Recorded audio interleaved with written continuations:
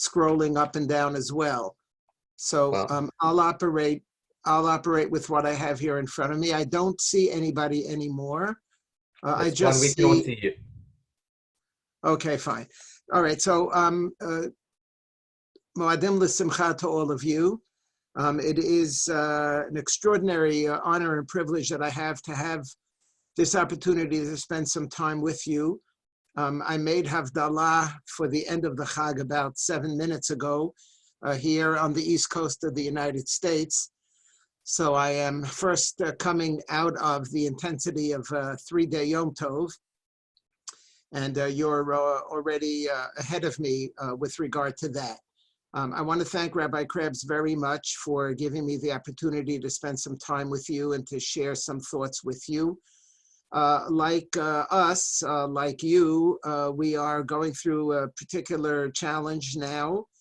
And we certainly hope that over the course of time, our world situation will get a little bit easier and better for us to be able to resume our lives. I'm not up to date as to exactly the level of intensity of this virus and what it has caused in your communities. But here it's been enormous and very, very, very challenging. And we certainly hope for the best and pray for the best, and have experienced 3 days of a Chag, of a holiday of Pesach, the likes of which we have never experienced before. I want to share something with you that I have found helpful to me for myself and for my own family. I had Seder just with my wife for the first time ever. And had the opportunity to share it with our children and grandchildren virtually, and would like to be able to do the same for you as well. I just want to clarify one statement in the introduction that I wish I was a professor at the Hebrew University. I'm not. I'm a professor at Yeshiva University in New York City. Someday, please God, I shall be zoche to make Aliyah and be a professor at the Hebrew University in Jerusalem. The issue that I want to discuss, as you could see from the title, is I want to introduce a figure into the holiday of Pesach that is generally not associated with Pesach, but for me serves as a very significant and fundamental lesson and role model that is always centrally important for us in our own personal lives, as well as in our own national lives, but maybe perhaps more so this year. I want to say at the outset that if you're looking at the sheets, you'll notice there's an enormous amount of Hebrew here, but I don't want anyone to feel at all for a second out of place. There's Hebrew here for those people who appreciate the Hebrew, who can manifest the Hebrew, who can navigate the Hebrew, but I will translate everything, and I want everyone to feel equally comfortable and equally having equal access to the thoughts that I would like to share. I want to begin with the Seder, because obviously the Seder is the primary focal point of the Pesach holiday. But what I want to say relates to the Pesach holiday as a whole, because the Pesach holiday as a whole, and we're now in the intermediate days and we'll be building up to the last days. It's a week-long plus holiday. The holiday as a whole is a holiday that is devoted to reminding us of the exodus from Egypt, of the redemption from Egypt. And it begins with the Seder. The kickoff is the Seder, but we think of it repeatedly all the way through the holiday, all of the Torah readings that we recite, and this time, regretfully, not in the synagogue, but at home, that we read, relate to the holiday of Passover, relate to the exodus from Egypt. And the last days, the seventh day of the holiday, relates to the splitting of the Red Sea, which sort of culminates the first week of redemption. So the entire holiday is a holiday of redemption. And some of the themes that we explicitly identify with the Seder can be extracted beyond the Seder, and I would like to extract them beyond the Seder since we're past the Seder, to apply them throughout this holiday, and ultimately the point being beyond the conclusion of this holiday. So let's go back to some of the rituals of the Seder. And I want to begin by asking, why is it that for the first 2 nights of our Seder, a major point of interest of the Seder ritual are the 4 cups. So we have arba kosot, we have 4 cups of wine that we drink over the course of the Seder. And the question is, and I would imagine that this is a question that you posed at your own respective Seders, why do we have 4 cups of wine? What is the significance of the 4 cups of wine? If we were closer to one another, if we were in one room with one another, then I would open up a conversation and I would invite you to jump in, and we could work this out in a more informal way.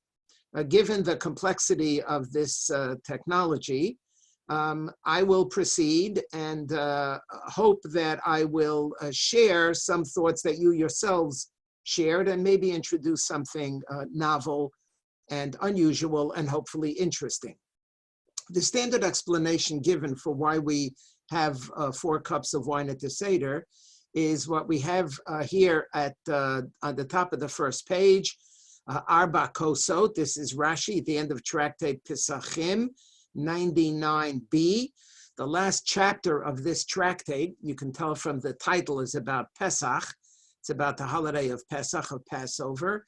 The last chapter, the 10th of the 10 chapters, deal with the Seder ritual and begins with the afternoon before Pesach, and we'll come back to that, and talks about the 4 cups. The Mishnah, one of the earliest texts that we have after the Bible, the earliest text probably that we have after the biblical text, teaching us laws and requirements and commandments, mentions 4 cups of wine, arba kosot, which talks about 4 cups of wine, and Rashi in his commentary says, keneged arba'a lishonei geula ha'amurim begalut Mitzrayim. There are 4 formulations of redemption that are described at the beginning of Parshat Va'era in chapter 6 in the book of Exodus. V'hotzeti, v'hitzalti, v'ga'alti, v'lakachti, b'Parshat Va'era. So these are the 4 formulations of redemption. V'hotzeti etchem, I take you out. V'hitzalti etchem, I save you. V'ga'alti etchem, I redeem you. V'lakachti etchem, and I take you to me. 4 different ways of saying redemption. Arba'a lishonei geula, and so corresponding to the 4 formulations of redemption, that's why we have 4 cups of wine. And that's pretty much the standard explanation. I remember when I was in, kindergarten, 1st grade, that's what I was told. And I'm assuming that's what we were told. And that's maybe what our kids and grandchildren have been told. The standard explanation, the 4 formulations of redemption. You have them here at the bottom of the first page. This is in chapter 6 in the book of Exodus, in Sefer Shemot. V'hotzeti etchem, v'hitzalti etchem, v'ga'alti etchem, v'lakachti etchem. 4 different formulations of redemption. Now, if we look on page 2, and we look at, comes from the Yerushalmi, which is the sort of the Jerusalem Talmud. We have the Babylonian Talmud, and then we have the Jerusalem Talmud. The Jerusalem Talmud has a different formulation. I'm sorry, it's sideways, but I'll read it to you. And once again, please don't be put off by the large amount of Hebrew. I'll translate everything. Keneged arba geulot. The formulation here is not corresponding to 4 formulations, lishonot shel geula, but there are 4 different redemptions. So he uses the same words, the same phrases. I I saved you, I take you out, I redeem you, I bring you close, but calling them not four formulations of the same redemption. It's not four ways of saying the same thing, but in fact, each one of them is incrementally greater. Each one of them is another step in the bringing towards, in the odyssey, in the journey towards the redemption. And we will come back to this shortly. We have the same thing here in, this is a midrash in Genesis. The midrash says, why do we have 4 cups of wine? Keneged arba geulot shene'emru b'Mitzrayim. The 4, again, not formulations of redemption, but 4 different redemptions. V'hotzeiti, I take you out. V'hitzalti, I save you. V'ga'alti, I redeem you. V'lakachti, and I bring you to me. So that's sort of the standard explanation that we have and that we generally operate with. And I would venture to say probably was the answer that was proposed at your respective seders. Now notice here there's something very interesting and very unusual, because there's another explanation that's given in the Midrash, and that is v'kos paro biyadi. Why do we have 4 cups of wine? Keneged arba kosot shene'emru kan. We are now in Genesis. At this point in the biblical narrative, Joseph has been sold as a slave to Egypt, and he has found himself in jail, and he has befriended the butler and the baker, 2 servants of Paro who aroused the ire of their master and ended up in jail. They both had dreams, and he sees that they're depressed. He asks them what's wrong, and they proceed to share their dreams with him. And the dream of the butler has the word kos, which means cup, 4 times. 3 times when he describes the dream to Joseph, and once when Joseph explains the dream to him. Look at the left side of the page. Vayisaper sar hamashkim et chalomo li Yosef. Now the butler is describing the dream to Joseph.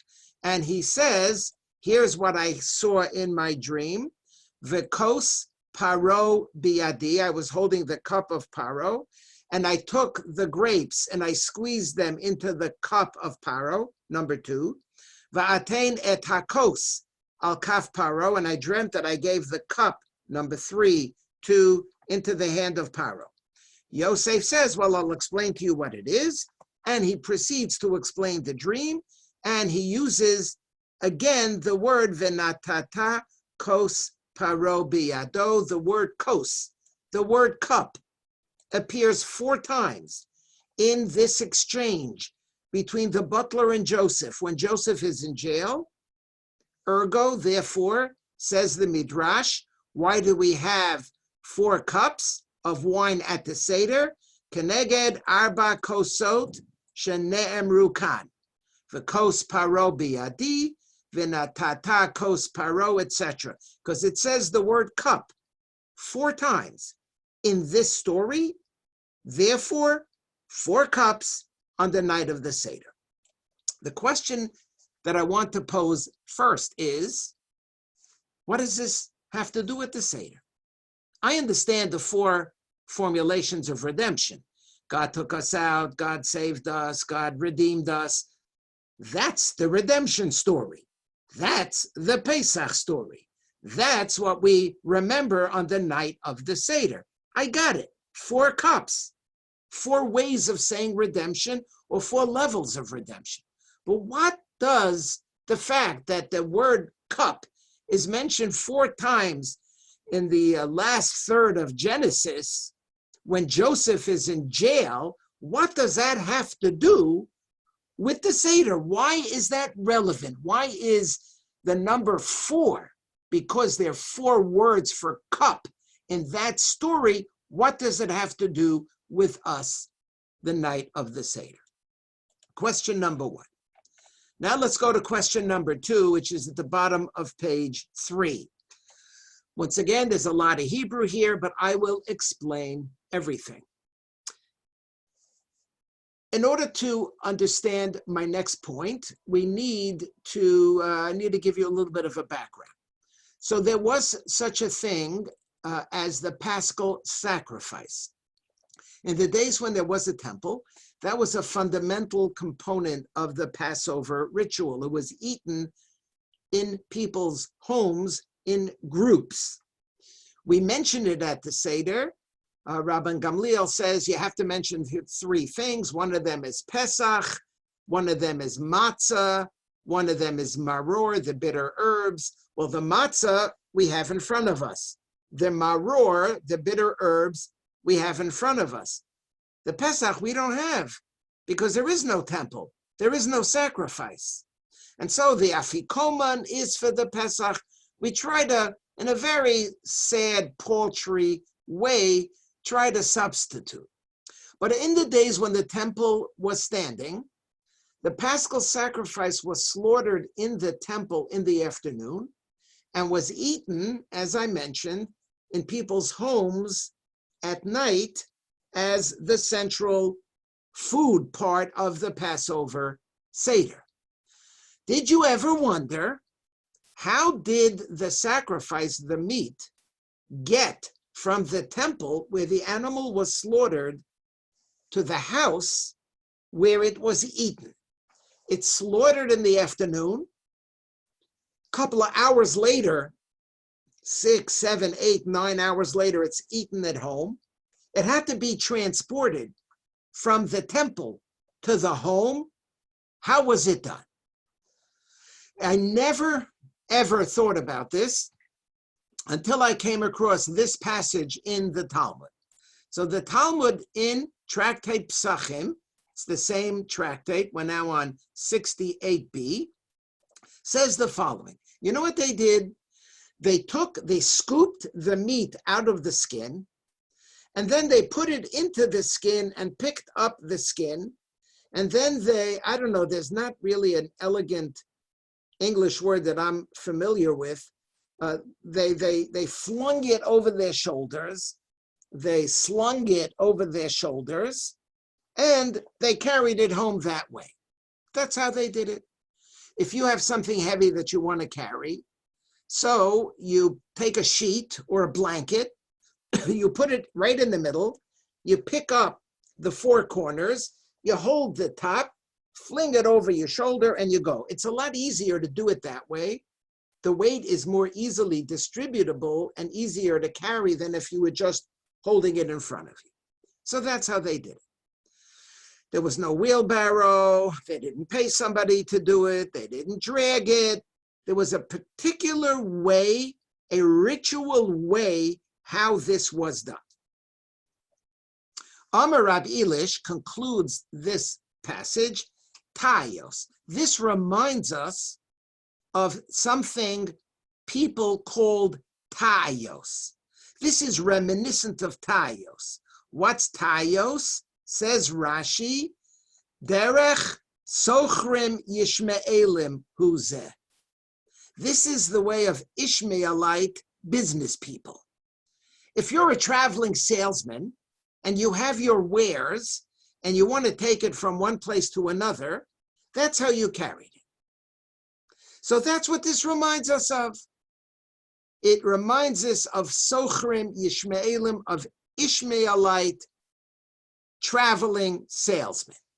Now, if you know your Bible, and if you know your Genesis, and if you know the Joseph story, you will remember a light bulb is now going off in your heads, because you will remember that the Sochrim Yishmaelim, the Ishmaelite traveling salesmen, were precisely those who took Joseph with them down to Egypt. Joseph was sent by his father to check in on his brothers. They were going to use this as an opportunity to take revenge because they were jealous of him. They were actually prepared to kill him. And Yehuda, Judah said, no, you cannot do that. And so they ended up taking him out of the pit into which they had thrown him. They sold him to Sochrim Yishmaelim, to Ishmaelite business people, traveling salesmen, and they took him to Egypt. Why is that so important? What is the resonance here? What is the memory here? Why do I need to do something before the Passover Seder in the afternoon to remind me once again of the Joseph story? So now we have two parts, two elements. The first one is the 4 cups. The 4 cups is the Joseph story. Joseph is in jail. He is trying to figure out and trying to explain the dream of the butler. It's the Joseph story. And now we have a second iteration of the Joseph story in the form, the way the Paschal sacrifice was transported from the temple to the home on the afternoon right before the holiday of Passover. Why? Why do I need these on Passover at the Seder?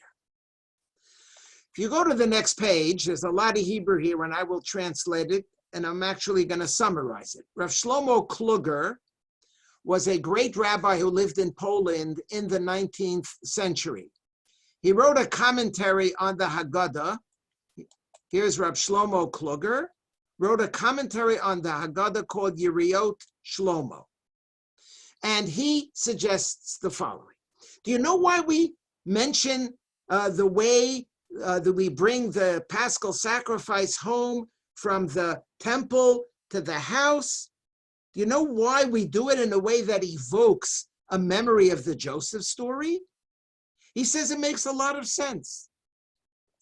Because we spend so much time on the night of the Seder talking about what it was like to be in Egypt, slaves in Egypt.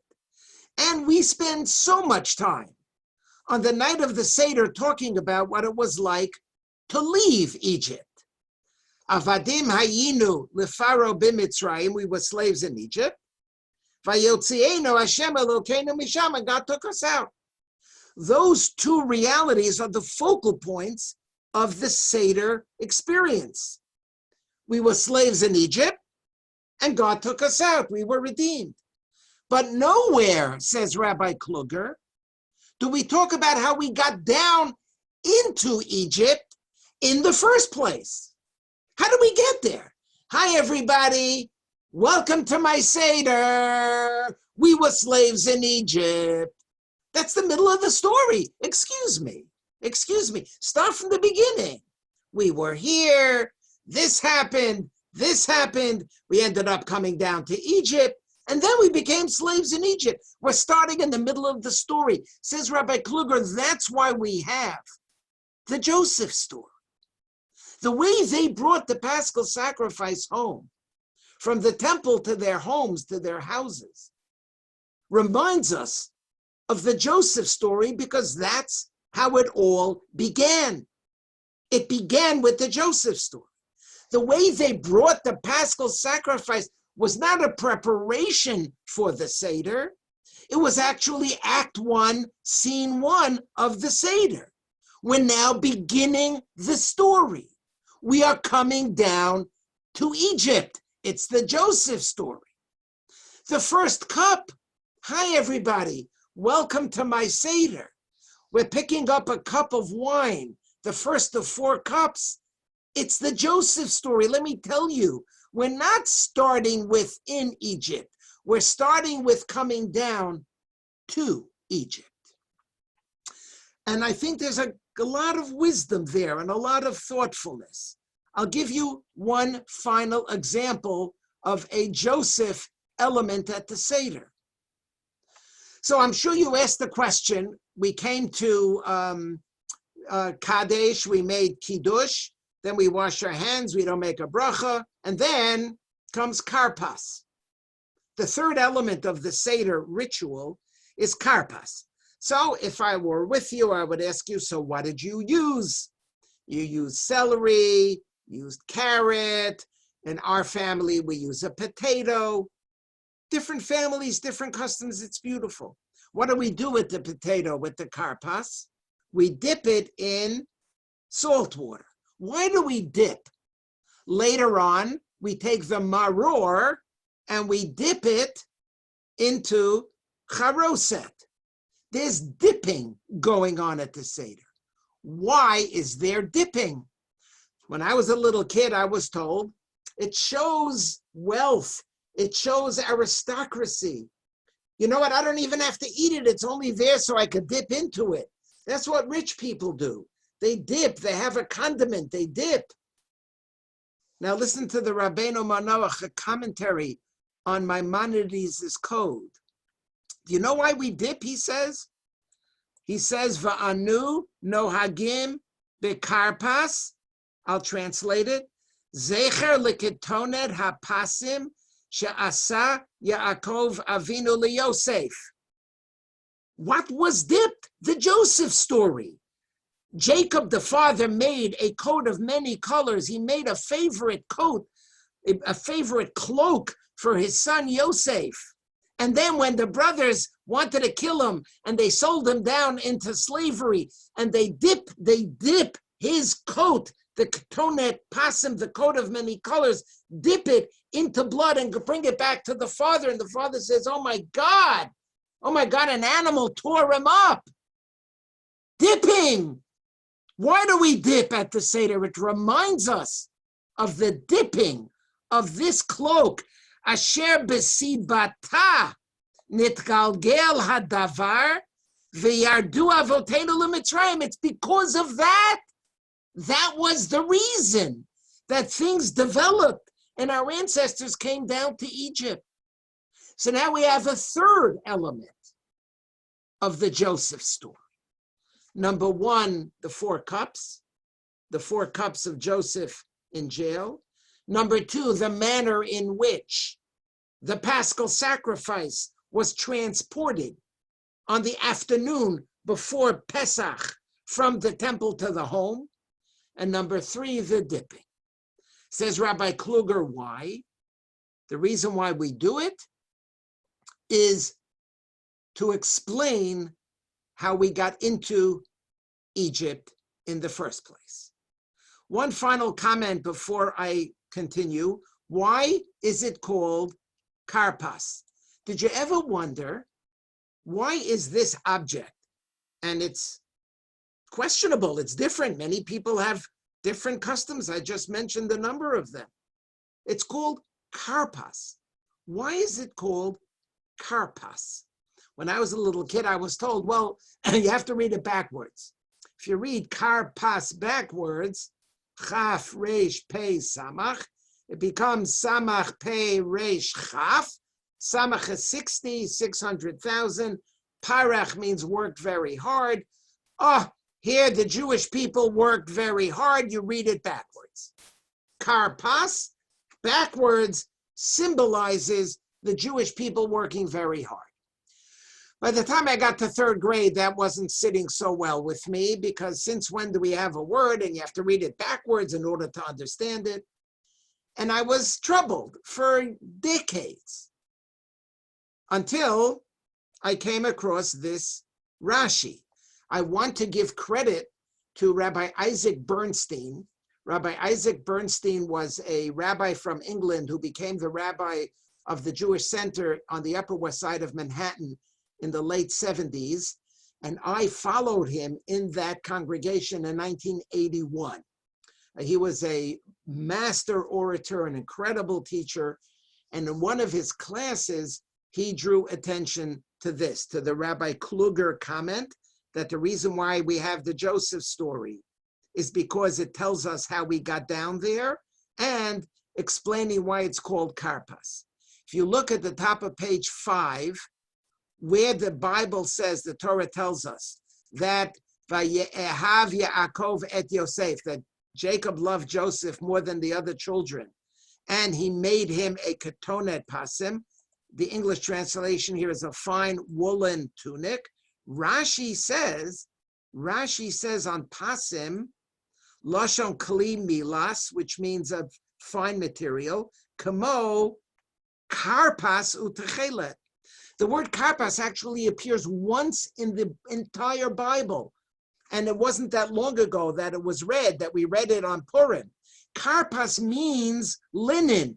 Karpas means an expensive garment.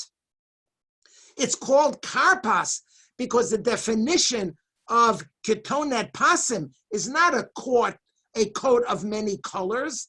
It's a fancy coat, a fine woolen tunic, the way it's translated. It means karpas. Karpas is material. So we call it karpas. It's intimately associated with the coat. The coat is called karpas. It's the Joseph story. We have 3 different iterations or examples of the Joseph story.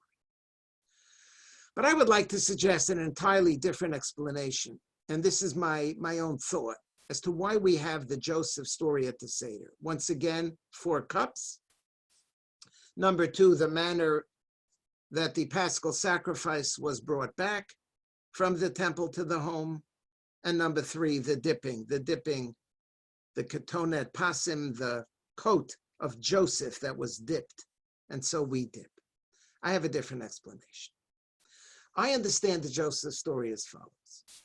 See, the rabbis wanted to teach us something, I believe, very fundamentally profound. What is the first explanation of the 4 cups that I shared with you, the one that's most common? There are 4 different ways of saying redemption.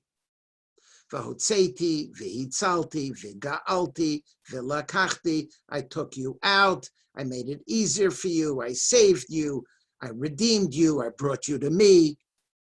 Or 4 different levels. I mentioned before, it's not 4 formulations of the same redemption, but the Yerushalayim, the Jerusalem Talmud, and the Midrash said Arba Geulot, 4 different redemptions, different levels. That's a model that is beautiful, but is really not accessible to us. That model is from one to the other, to the other, to the other. You're from this stage to this stage to this stage. It's strong, it's powerful, it's inexorable. It is not possible to be retreat. It goes and it goes and it goes and it's stronger and more powerful and higher and better until we come and we're done and we're out. That there is this trajectory. But life isn't that way. And Jewish communal life is not that way. It's not as if we go from here and then we go to there and then we go to there. It's complicated. It's difficult. It's challenging. It's not all of a sudden, you invest in the stock market and it goes here and it go here and here and here. It's up and down. And so the rabbi said, you know what? We need to introduce an alternative model of redemption. We're going to tell you about the Joseph story. What is the Joseph story? The Joseph story is a story of complexity. He starts off as the favorite son, and then he gets into trouble with his brothers, and then they want to kill him, and they don't kill him. They sell him into slavery. He's a slave, a young boy in a foreign country, and then he has a great time, and he becomes a chief in Potiphar's house, and then he runs into Mrs. Potiphar, and then he gets into jail again. The whole Joseph story is a story of complexity. It's circuitous. It's up and it's down, and it's good and it's bad, and it's front and it's back and it's sideways, until finally he becomes the viceroy to the Pharaoh of Egypt. The Joseph story provides for us an alternative model of redemption. It's not so simple. It goes from here to here to here to here, because it's not that way. The story of the Jewish people, the Jewish historical experience is not, we left Egypt and we came into Israel and we're good to go, we're done, it's perfect, it's beautiful. No. There's an exile and then we come back and there's another exile and their challenges and their difficulties. Thank God, we've merited in our time to witness the state of Israel, and we're still not done. There's still challenges, serious challenges. And in our own personal lives, as well. It's not like everything is great. We are born and then we get older and then we make families. We have families and we have careers and professions. It's complicated. There are challenges, there's illness, there are financial issues, there are children, there are parents, there are siblings, there's stuff. There's stuff. And if all we had as a model were the Arbalish show no chil geula, 4 ways of saying redemption, we wouldn't resonate with that. That's not my story, not my national story, and not my personal story. Therefore comes along the rabbis and say, we're going to put Joseph in here. A little bit here, a little bit there, a little bit there, to remind us that there's another model. And that's the model that resonates more deeply with us. And that's the model that we aspire to follow. You know what? Even though things may be difficult and challenging, and oh my God, I can't believe how difficult and challenging they are. Even though things may be difficult and be challenging, but we hope and we pray that we could be safe. And we hope and we pray that we could survive. And we hope and we pray that there'll be an end to this. And there'll be a world and there'll be existence after this terrible calamity that is affecting the entire world. But don't give up. Don't give up. Sometimes it's backwards and sometimes it's harder. And then sometimes it's easier. That's the story of Jewish life. That's the story of the human condition. That's the story of our personal lives. It's the Joseph story. And that's what the holiday of Passover to me is all about. The holiday of Passover to me is, you know what? On a holiday that we seek to reenact national redemption, we also seek personal redemption.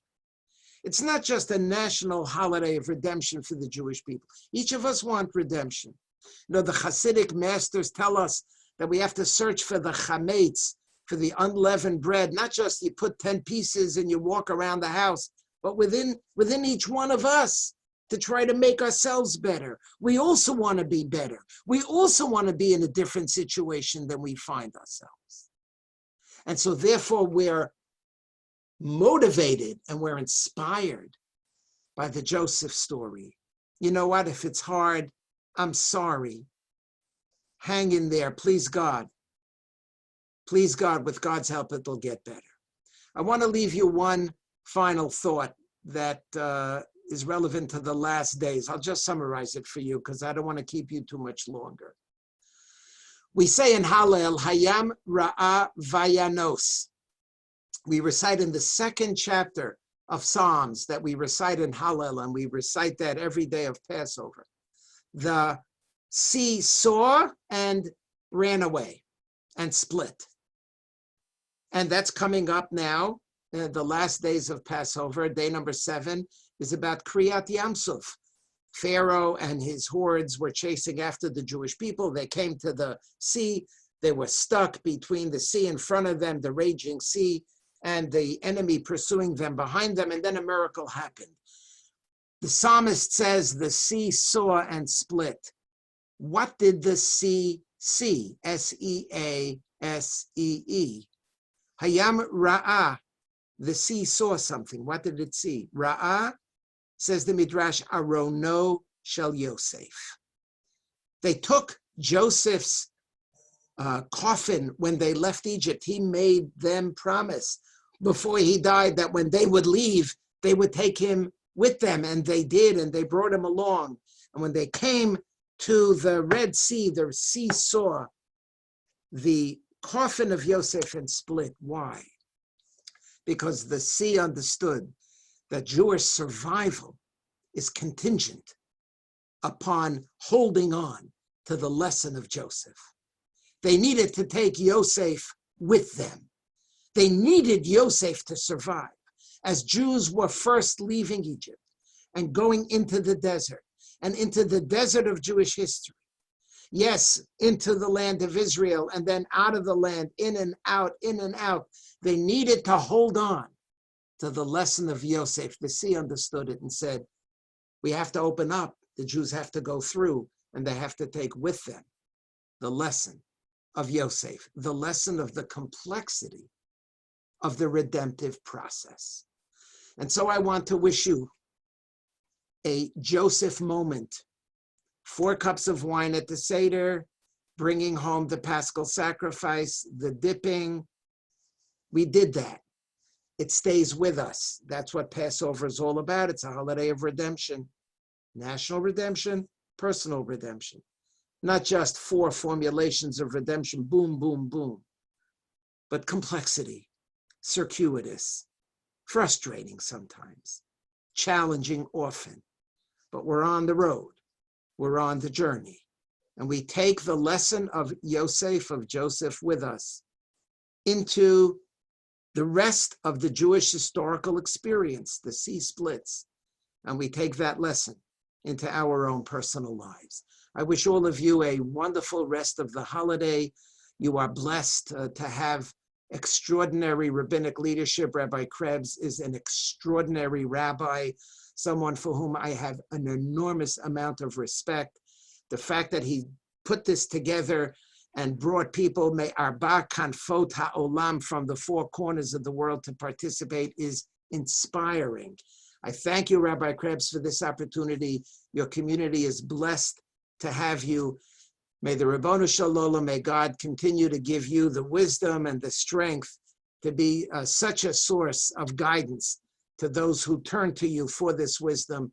And may your community and all of us, all of our communities, be blessed with a meaningful rest of the holiday and a safe and secure weeks and months ahead.